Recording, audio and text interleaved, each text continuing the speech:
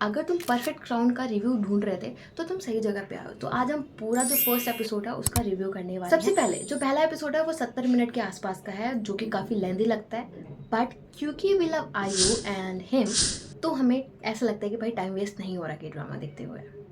ये ड्रामा शुरू होता है पावर से, लेकिन एंड होता है एक डील पर जाके, जो आगे आने वाले टाइम में सब कुछ बदल के रखने वाला है। आयु जो कि हीजू का रोल प्ले कर रही है, वो एक सक्सेसफुल वुमेन है, पावर है उसके पास, सीईओ है, सब कुछ है उसके पास, लेकिन एक्सेप्टेंस नॉट रियली। उसकी लाइफ परफेक्ट लगती है आउटसाइड, पर अंदर से वो कॉन्स्टेंटली ट्राई कर रही है खुद को प्रूव करने का, क्योंकि लोग उसकी सक्सेस नहीं देखते हैं, उसका पास्ट देखते हैं। वहीं दूसरी तरफ है हमारे प्रिंस, रॉयल फैमिली का मेंबर है, बट वो अपने ही लाइफ में ट्रैप्ड है। वो अपने नेफ्यू किंग के अंडर सर्व करता है और हर चीज प्रोटोकॉल से चलती है। उसकी लाइफ में फ्रीडम जीरो।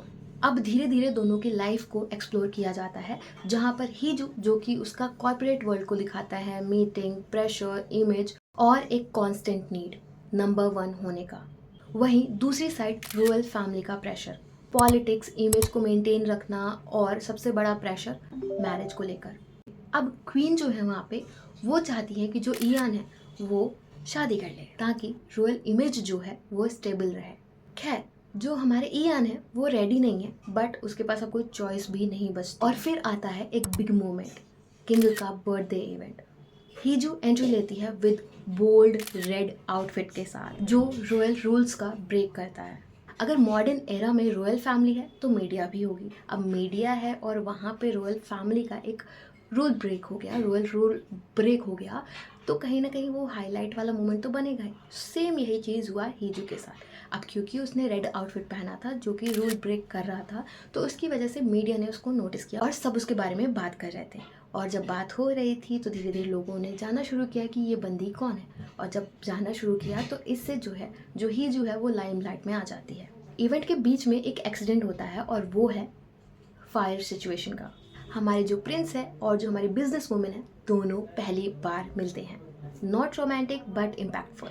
और फिर हम लोग जो के ड्रामा में सबसे ज़्यादा वेट कर रहे होते हैं दोनों लीड्स को देखने का एक साथ, तो यहाँ पे भाई साहब आपको प्रॉपर वो देखने को मिलते हैं आराम से। और यहाँ से स्टोरी जो है वो इंटरेस्टिंग होने लगती है। हीजू वॉन्ट्स कि भाई उसको पावरफुल बनना है और अनटचेबल बनना है, कोई उसे छू ना सके ऐसा इंसान बनना है। तो इसके लिए वो चूज़ करती है इयान को, जिसके साथ वो कॉन्ट्रैक्ट मैरिज का कॉन्सेप्ट रखती है। क्योंकि तुम खुद देखो, एक रॉयल फैमिली के साथ तुम्हारा कनेक्शन होगा तो ऑटोमेटिकली इमेज जो है वो परफेक्ट हो जाएगी। और दूसरी तरफ जो प्रिंस है वो भी इस डील को मना नहीं कर सकता था, क्योंकि उसको भी प्रेशर था कि भाई तू शादी कर ले, और उसे लगता था कि शायद ये सिचुएशन जो है, शायद ये जो डील है वो उसको बचा सकता है। उसकी लाइफ में एक ऐसी पार्टनर आने वाली है जो कि रूल्स को तो फॉलो करती ही नहीं है, जैसे कि हमने देख लिया। तो भाई क्या पता वो उसकी लाइफ ही चेंज कर दे। एंड जो डील हुई है दोनों के बीच में वो हुई है कॉन्ट्रैक्ट मैरिज ही, और यहाँ जाके के ड्रामा जो है खत्म होता है। लव नहीं, फीलिंग्स नहीं, बस है तो सिर्फ एक कॉन्ट्रैक्ट, एक मैरिज जो दोनों अपने रीजंस के लिए कर रहे हैं। लेकिन क्लियरली ये सिंपल नहीं होने वाला है, बिकॉज दोनों के इंटेंशंस जो है वो अलग है, और फीलिंग्स और इमोशंस अभी तो वो स्टार्ट भी नहीं हुआ। तो ओवरऑल एपिसोड 1 क्या करता है, फास्ट नहीं है बट एक स्ट्रॉन्ग सेटअप देता है। कैरेक्टर्स क्लियर है, कॉन्सेप्ट्स क्लियर है, और साथ ही साथ आने वाले टाइम में या फ्यूचर में क्या क्या चीज़ें होने वाली है उसका थोड़ा थोड़ा हिंट जो है वो मिल जाता है। और अगर कोई चीज़ चाहिए तुम्हें इस के ड्रामा को देखते हुए तो वो है भाई पेशेंस। अगर हम बात करें इस के ड्रामा का स्ट्रॉन्गेस्ट पॉइंट क्या है, तो ये के ड्रामा ये शो करता है वैलिडेशन को, आइडेंटिटी को, और उस प्रेशर की जो सोसाइटी हमें देती है। हीजू जो है वो खुद को प्रूव करना चाहती है, और इयान जो है वो स्केप करना चाहता है, वो भागना चाहता है अपनी सिचुएशन से। एक पावर चाहता है तो दूसरा फ्रीडम चाहता है। और जब ये दोनों एक कॉन्ट्रैक्ट मैरिज के बंधन में बंधेंगे, यू ऑलरेडी नो कि जो चीज़ें होंगी वो मेस्ड अप होंगी, मेसी होंगी। अब बात करते हैं थोड़े से जो हमारे कैरेक्टर्स हैं उनके बारे में। सबसे पहले आयु की बात करें, amazing. She is not trying to be perfect, थोड़ी सी बोल्ड है, थोड़ी सी रूड है, बट रियल है। बियॉन्ड वो शो की अगर हम बात करें, उनका जो कैरेक्टर है वो बहुत सबटाइटल लगता है, बहुत नेचुरल लगता है, बहुत ज़्यादा ओवर रिएक्ट नहीं करता, बट फिर भी तुम उसके ऊपर जो प्रेशर है उसको तुम खुद फील करते हो। सो क्या तुम्हें ये के ड्रामा देखना चाहिए?